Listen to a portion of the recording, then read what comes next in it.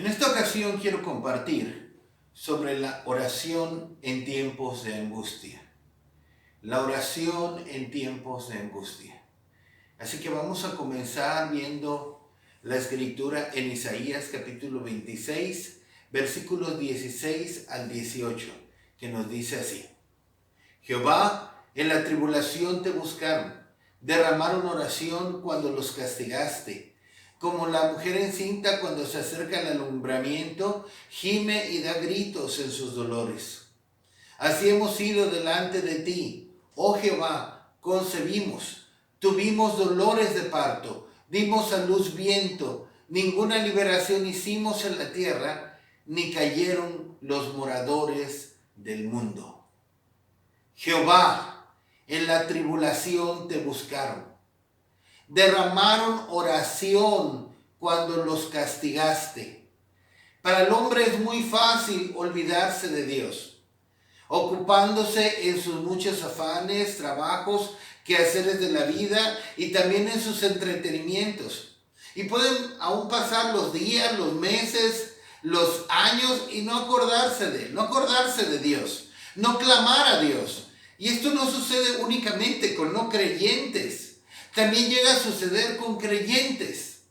Y hay veces en que Dios tiene que darnos un empujoncito. Y es ahí donde tiene que enviar tribulación en ocasiones, angustia, su castigo, tanto más si estamos viviendo en pecado, si nos hemos apartado de Él, para que entonces nosotros nos volvamos a Él buscándole, derramando oración, gimiendo, y como leíamos, aún clamando a gritos, como una mujer en sus dolores cuando se acerca a su alumbramiento.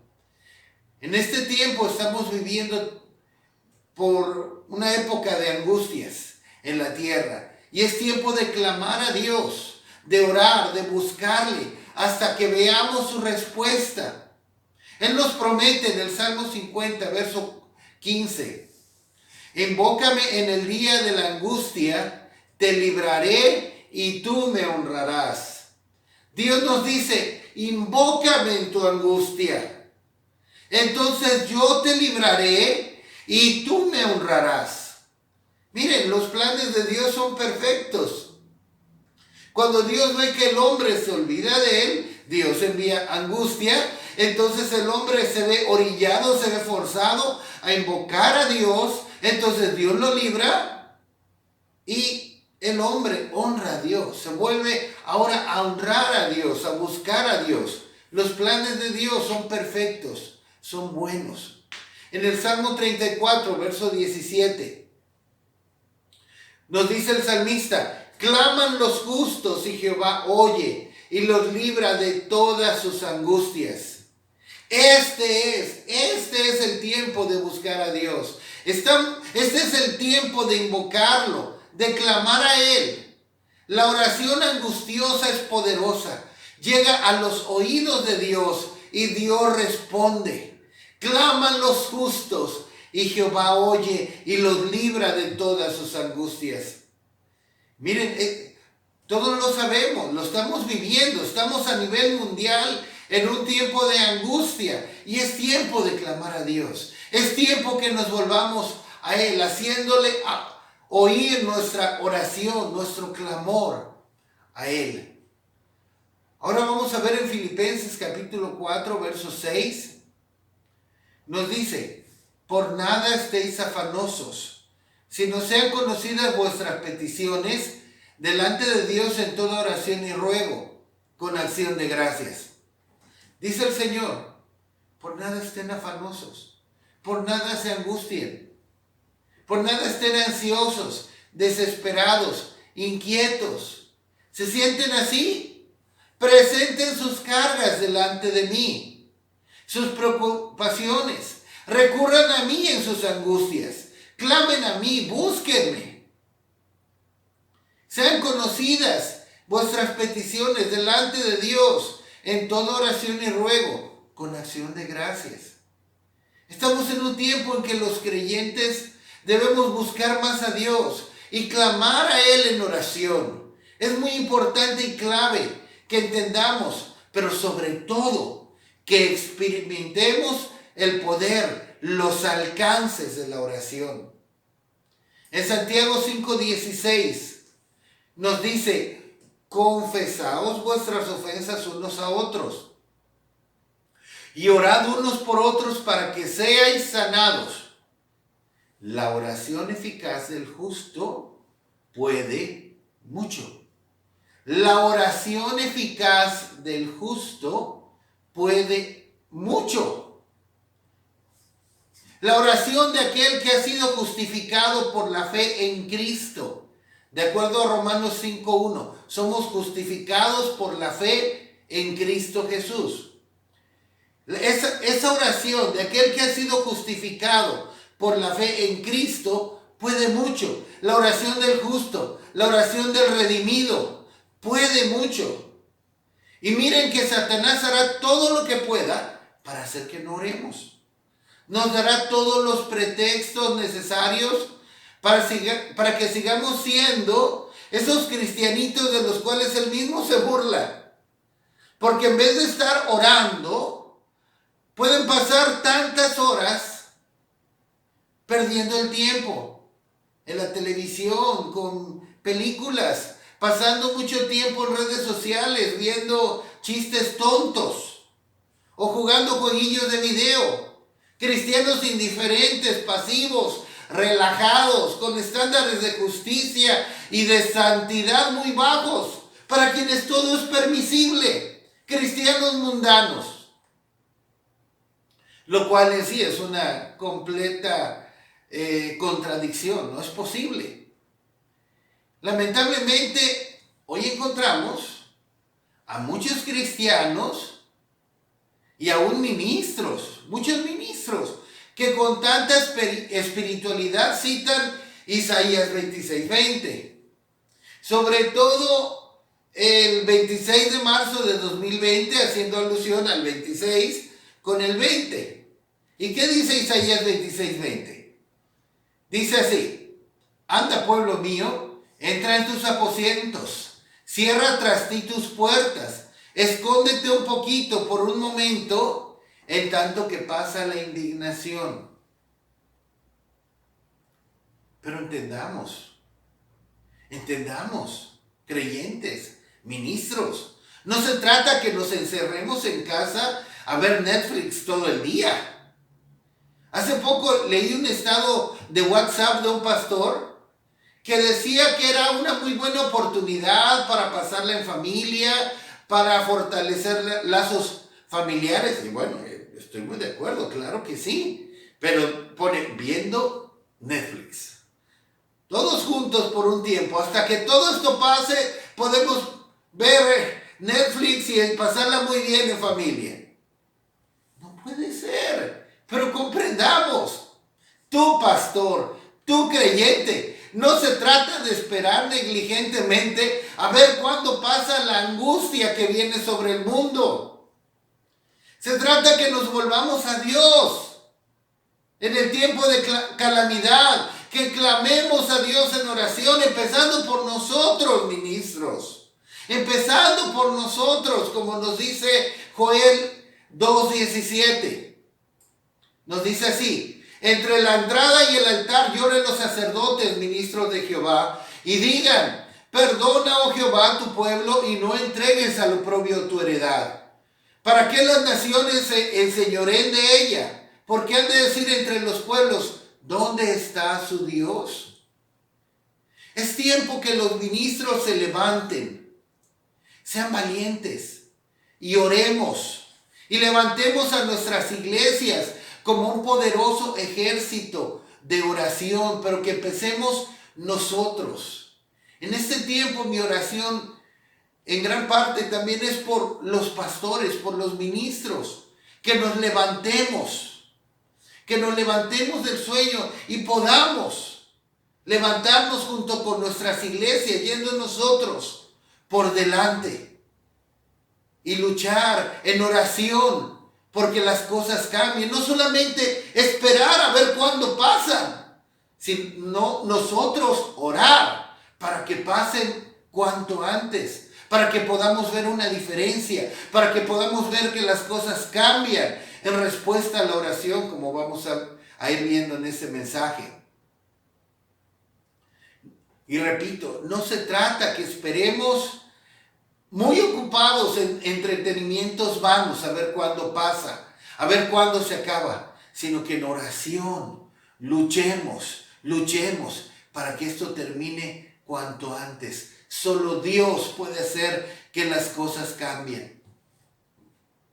Debemos saber y reconocer que cuando Dios quiere hacer algo nuevo, levanta a sus siervos con un mensaje para traer a su pueblo a la oración y al clamor. Y entonces Dios lo va a hacer en respuesta a la oración de su pueblo. Así funciona Dios muchas veces. Miren, vamos a poner atención a la comparación que voy a hacer de estos dos pasajes bíblicos. Y les ruego que simple y sencillamente aceptemos lo que nos está diciendo la Escritura, lo que nos dice Dios en su palabra. Vamos a ver en Apocalipsis 9, versos del 1 al 6. El quinto ángel tocó la trompeta y vio una estrella que cayó del cielo a la tierra, y se le dio la llave del pozo del abismo, y abrió el pozo del abismo, y subió humo del pozo como humo de un gran horno, y se oscureció el sol y el aire por el humo del pozo, y del humo salieron langostas sobre la tierra, y se les dio poder, como tienen poder los escorpiones de la tierra.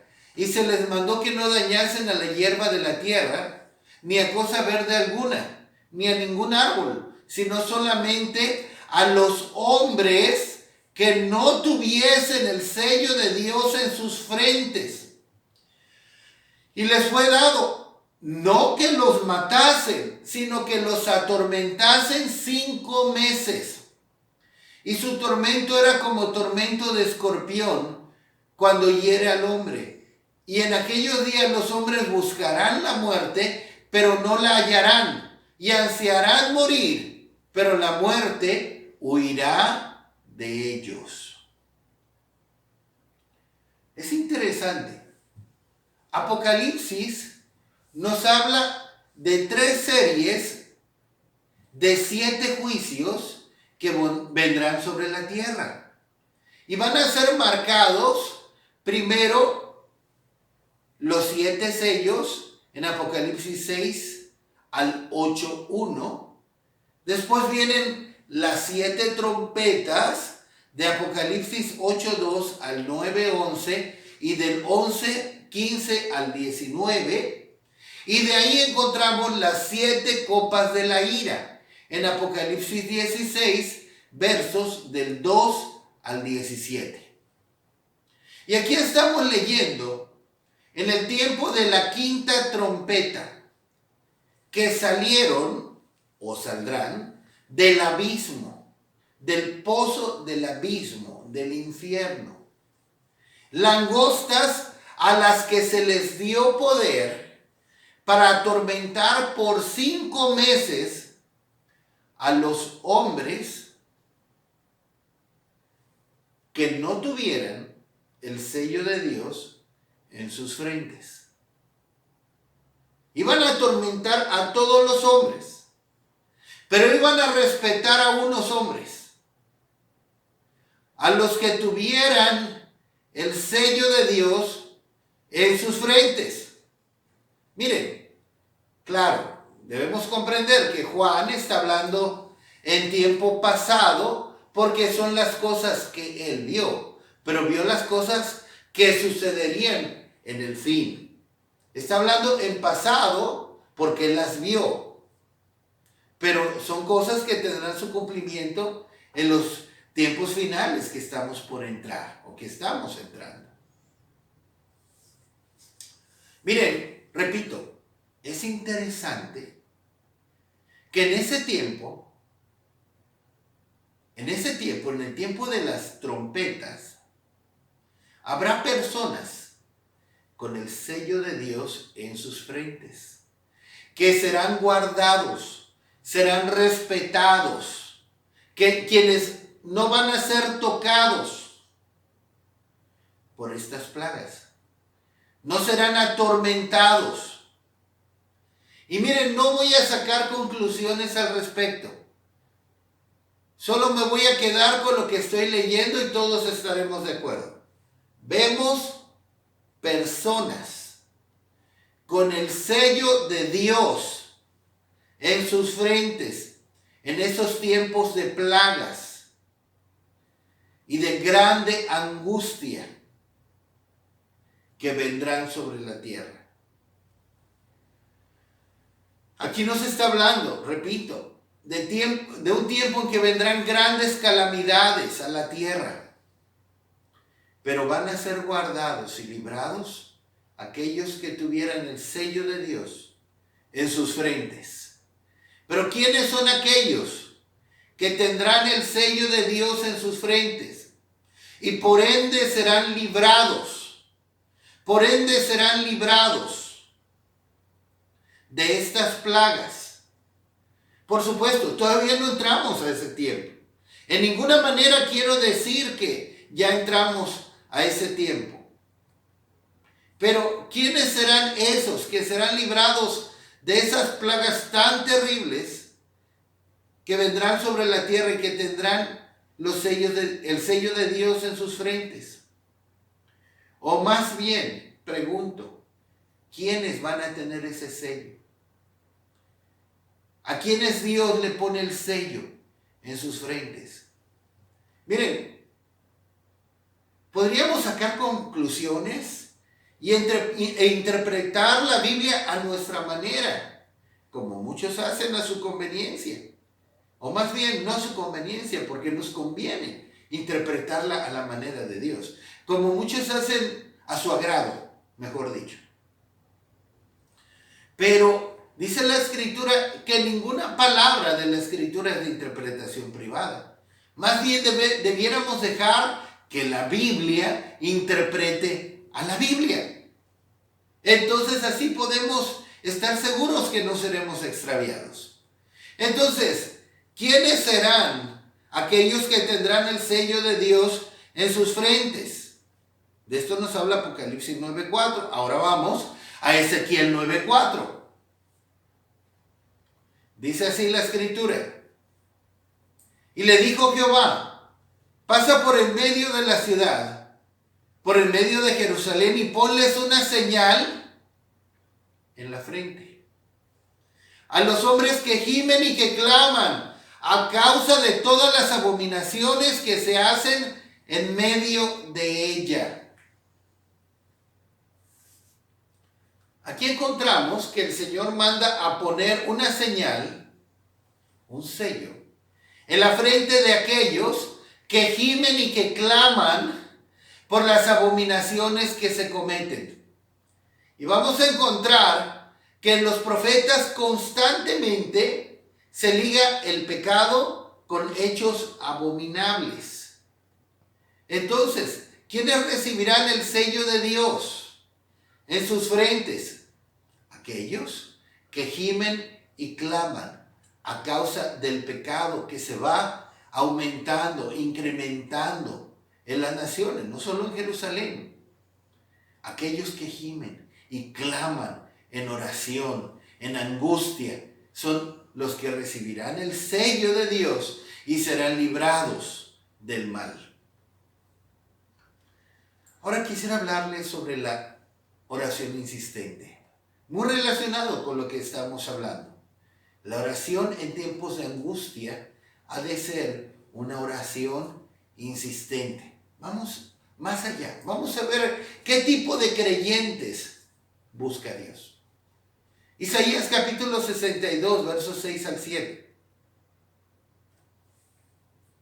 Nos dice: sobre tus muros, oh Jerusalén, he puesto guardas, todo el día y toda la noche. No callarán jamás. Los que os acordáis de Jehová, no reposéis, ni le deis tregua. ¿A quién? A Jehová, al Señor. Hasta que restablezca a Jerusalén y la ponga por alabanza en la tierra. El Señor busca hoy esos guardas Esos hombres y mujeres que no callen jamás, que perseveren delante de Dios en clamor, en oración, en súplicas, que no le den tregua hasta que el Señor restablezca, hasta que el Señor intervenga sobre nuestra tierra y la haga una alabanza. ¿Saben? La oración mueve a Dios. La oración, el clamor, la súplica, mueve a Dios. Miren, tan solo pensemos en Nínive. En Nínive, ante el mensaje de Jonás. Cuando Dios ya había determinado, cuando Dios ya había decretado la destrucción de Nínive, en 40 días, Jonás iba predicando y anunciando en toda la ciudad: dentro de 40 días, Nínive será destruida. Pero encontramos en la Escritura que ellos se arrepintieron y oraron, y Dios los perdonó ante el clamor que elevaron. Y aun cuando Dios había ya determinado, aun cuando Dios había ya decretado que iban a ser destruidos, las cosas cambiaron porque ellos oraron, porque ellos clamaron a Dios. Qué interesante. Bien, pero siguiendo con lo de Isaías, ¿qué es lo que nos está diciendo este pasaje? Que no le demos tregua a Dios, que no reposemos, que insistamos en oración. Permítanme decirlo de esta manera: que no dejemos en paz al Señor. Digo, Dios nunca va a perder la paz, pero espero que me entiendan lo que quiero decir. Que no dejemos en paz al Señor. Que insistamos hasta que Él nos conteste. Como Él habla en la parábola del amigo que llega con el otro amigo a la medianoche a pedir 3 panes. Ustedes recordarán si han leído la Biblia. Habrá veces que Dios nos responde inmediatamente a algo que presentemos delante de Él en oración. Pero muchas veces debes saber esto. Y tanto más si nos desesperamos. Debemos saber que muchas veces Dios no va a contestar inmediatamente a nuestra petición. Por eso Jesús nos habla en la parábola que veremos en Lucas 18, del 1 al 8. Nos dice así: también le refirió Jesús una parábola sobre la necesidad de orar siempre y no desmayar, diciendo: había en una ciudad un juez que ni temía a Dios ni respetaba a hombre. Había también en aquella ciudad una viuda, la cual venía a él diciendo: hazme justicia de mi adversario. Y él no quiso por algún tiempo. Pero después de esto dijo dentro de sí: aunque ni temo a Dios ni tengo respeto a hombre, sin embargo, porque esta viuda me es molesta, le haré justicia. No sea que viniendo de continuo me agote la paciencia. Y dijo el Señor: oíd lo que dijo el juez injusto. ¿Y acaso Dios no hará justicia a sus escogidos que claman a Él día y noche? ¿Se tardará en responderles? Os digo que pronto les hará justicia. Pero cuando venga el Hijo del Hombre, ¿hallará fe en la tierra? El propósito del Señor al dar esta parábola es que aprendamos, que entendamos la necesidad de orar siempre y no desmayar. Que entendamos la necesidad de insistir, la necesidad de perseverar en oración, como nos dice aquí, aún día y noche, perseverar en oración. Es más, puede haber cosas que Dios nos haya prometido. Fíjense bien. Puede haber cosas que Dios nos haya prometido, pero no van a venir automáticamente solo porque Él las prometió. Aun cuando las haya prometido, tendremos que orar y perseverar en oración para recibirlas, para ver el cumplimiento de lo que Él nos ha prometido. Tengo dos ejemplos al respecto de esto. En Primero de Reyes, capítulo 18, verso 1, y de ahí brincamos a los versos del 41 al 46. Nos dice así, verso 1. Pasados muchos días vino palabra de Jehová a Elías en el tercer año diciendo: Ve, muéstrate a Acab y yo haré llover sobre la faz de la tierra. Versos 41 al 46, siempre en Primero Reyes 18. Entonces Elías dijo a Acab: Sube, come y bebe, porque una lluvia grande se oye. Acab subió a comer y a beber, y Elías subió a la cumbre del Carmelo, y postrándose en tierra puso su rostro sobre las rodillas, entre las rodillas, y dijo a su criado: Sube ahora y mira hacia el mar. Y él subió y miró y dijo: No hay nada. Él le volvió a decir: Vuelve 7 veces. A la séptima vez dijo: Yo veo una pequeña nube, como la palma de una mano de un hombre que sube del mar. Y él dijo: Ve y di a Acab: Unce tu carro y desciende para que la lluvia no te ataje. Y aconteció estando en esto, que los cielos se oscurecieron con nubes y viento, y hubo una gran lluvia.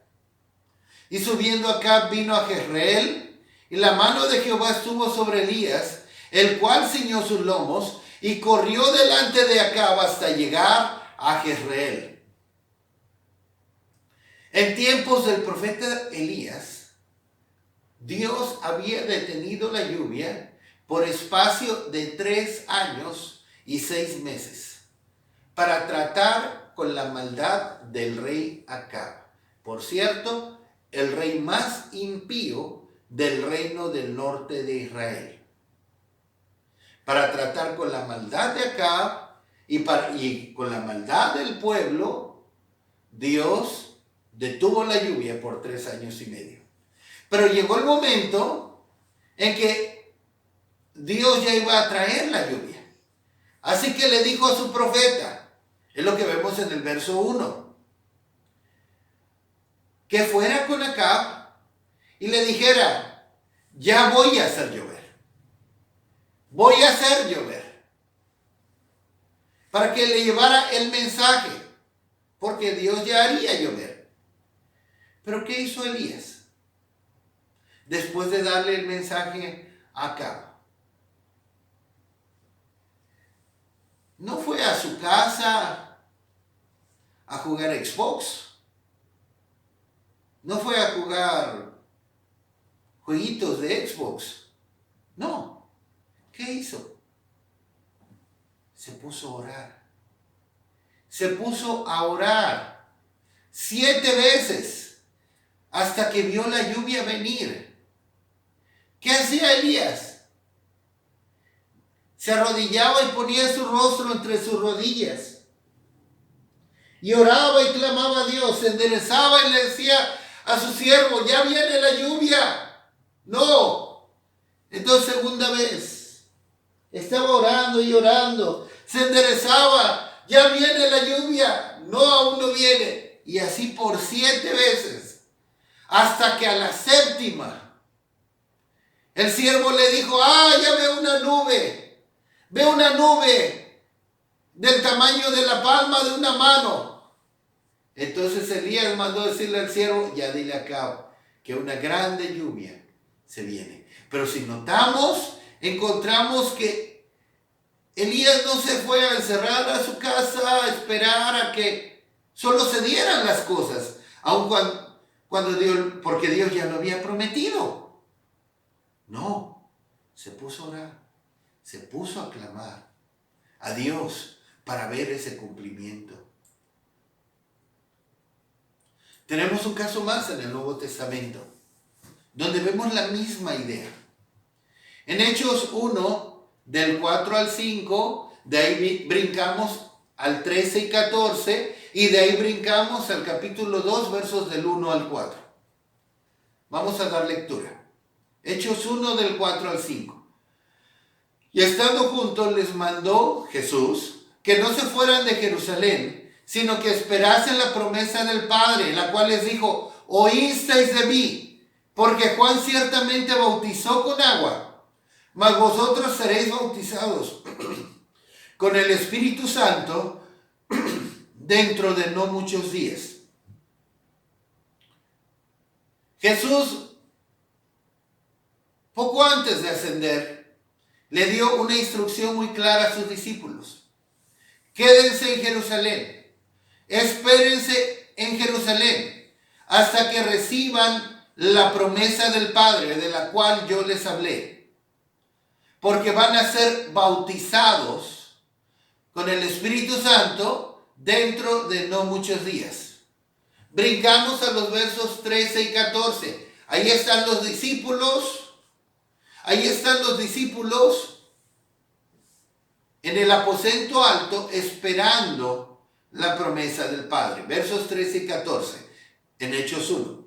Y entrados subieron al aposento alto, donde moraban Pedro y Jacobo, Juan, Andrés, Felipe, Tomás, Bartolomé, Mateo, Jacobo hijo de Alfeo, Simón el celote y Judas hermano de Jacobo. Todos estos perseveraban unánimes en oración y ruego con las mujeres y con María la madre de Jesús y con sus hermanos.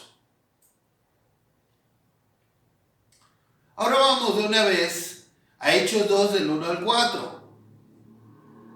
Cuando llegó el día de Pentecostés, estaban todos unánimes juntos.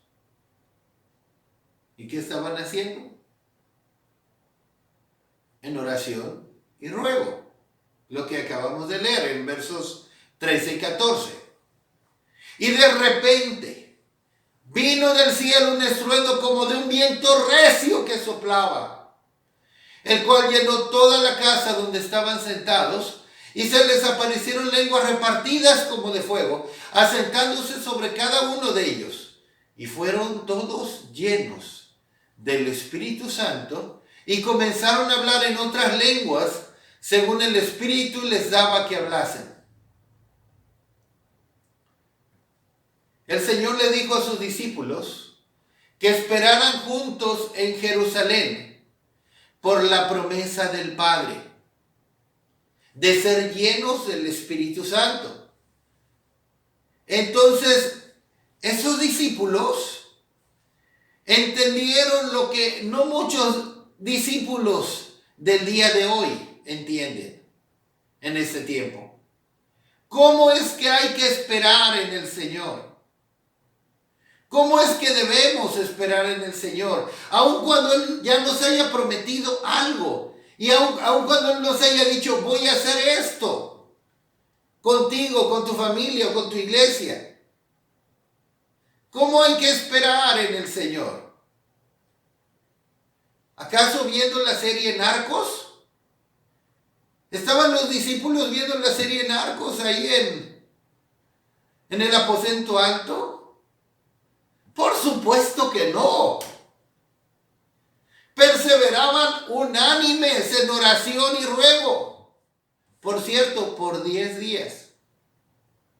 Sabemos que son 10 días al contar los tiempos de las fiestas de Israel a las cuales se hace referencia, como la fiesta de Pentecostés, la fiesta de la Pascua, la fiesta de las primicias.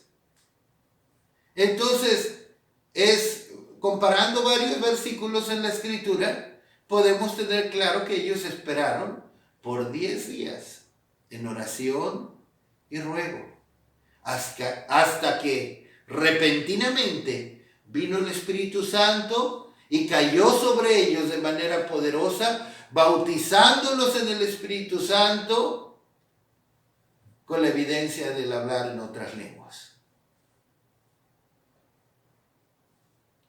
Entonces, entendamos, no porque el Señor Jesucristo y el Padre lo hayan prometido que iba a derramar la promesa del Espíritu Santo, iba a venir automáticamente. Había que perseverar en oración.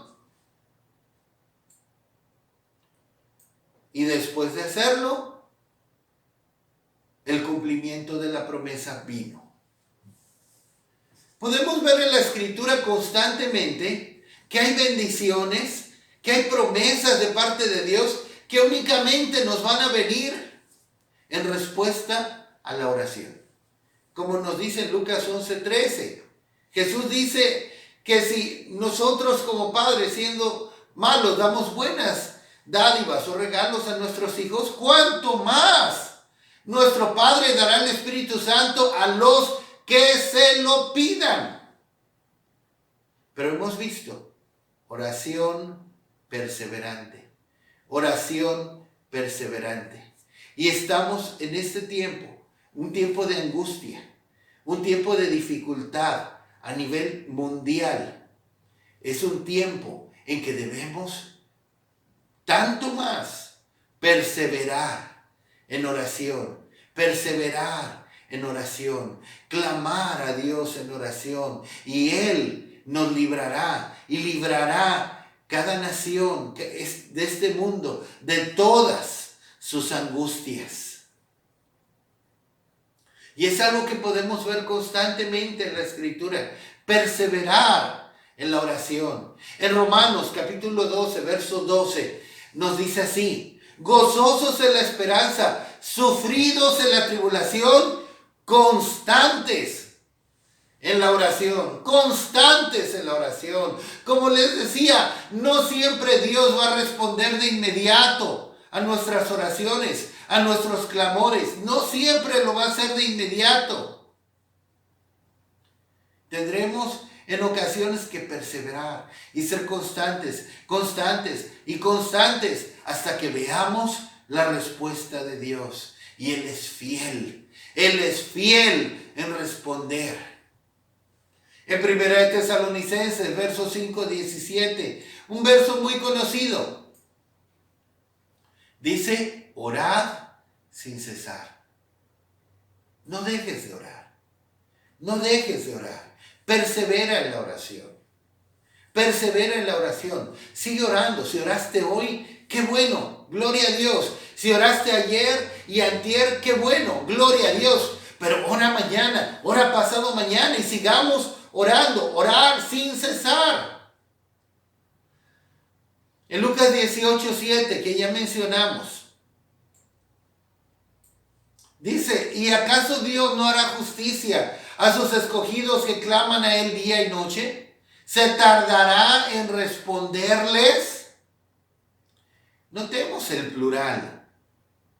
¿Y acaso Dios no hará justicia a sus escogidos que claman a Él día y noche? Aquí entramos también en otro punto. Qué bueno que perseveremos en oración, que seamos constantes en oración, en lo individual. Pero algo que es clave también, que es importantísimo, es la oración en grupo, la oración corporativa, unirnos con otros en oración. Hay un poder mucho, mucho mayor cuando nos unimos en oración. En Mateo 18, verso 19, Jesús nos habla de esto. Otra vez os digo que si dos de vosotros se pusieren de acuerdo en la tierra acerca de cualquiera cosa que pidieren, les será hecho por mi Padre que está en los cielos. Si dos de vosotros se ponen de acuerdo, dos unidos de acuerdo, juntan el esfuerzo de la oración, va a ser hecho por mi Padre que está en los cielos. Miren, en el Antiguo Testamento dice, uno hará huir a 1000. Uno va a hacer huir a 1000. Y dos van a hacer huir a 2000. No. Dos van a hacer huir a 10,000. Se multiplica el poder entre más seamos.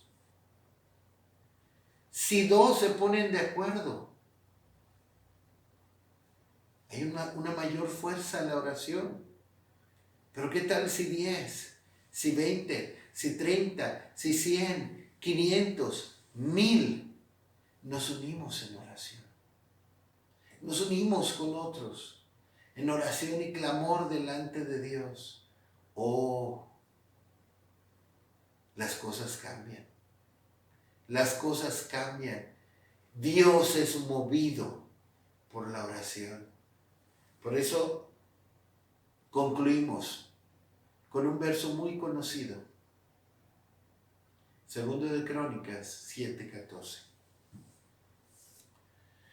Si se humillare mi pueblo, sobre el cual mi nombre es invocado, y oraren, y buscaren mi rostro, y se convirtieren de sus malos caminos, entonces yo oiré desde los cielos y perdonaré sus pecados y sanaré su tierra. Si mi pueblo se humilla, ora, busca mi rostro, se convierte de sus malos caminos, entonces, yo estoy esperando eso, dice el Señor. Entonces, en ese momento, yo los oiré, perdonaré sus pecados y sanaré su tierra. México, El Salvador, Colombia, Guatemala, Bolivia, China, Estados Unidos y todas las naciones de la tierra necesitan que se levanten hombres y mujeres, el pueblo de Dios, humillándose delante de Él, invocando su nombre, orando, buscándolo, convirtiéndose de sus malos caminos, para que Dios perdone nuestras naciones, perdone sus pecados, su maldad, que se han olvidado de Él, como nuestras naciones han aprobado leyes impías, han aprobado leyes perversas. Así Dios perdonará a nuestras naciones y sanará nuestra tierra de COVID-19 y de todo mal, de todo pecado, de toda maldad y de toda plaga. Amén. Aleluya.